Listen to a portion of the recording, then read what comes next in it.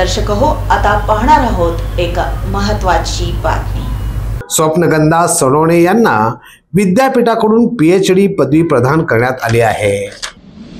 दयानंद महाविद्यालयातील स्वप्नगंधा सोनवणे यांना पुण्यश्लोक अहिल्यादेवी होळकर सोलापूर विद्यापीठाकडून विद्यापीठाचे कुलगुरू लक्ष्मीकांत दामा यांच्या हस्ते PhD प्रदान करण्यात आली आहे। यावेळी बाह्य परीक्षक म्हणून डॉक्टर होमी भाभा स्टेट युनिव्हर्सिटीचे डॉक्टर मनोहर पडुळ, सोलापूर विद्यापीठातील सायन्स आणि टेक्नॉलॉजीचे डीन डॉक्टर प्रशांत पवार, विद्यापीठाचे सिनेट सदस्य वीरभद्र दंडे, डॉक्टर रमेश सोनवणे, रेखा सोनवणे, IQAC समन्वयक डॉक्टर अनमोल वळसंगे आदींची उपस्थिती होती। स्वप्नगंधा सोनवणे यांना मिळालेल्या PhD बद्दल त्यांचं सर्वत्र कौतुक होत असून त्यांच्यावर शुभेच्छांचा वर्षाव होत आहे।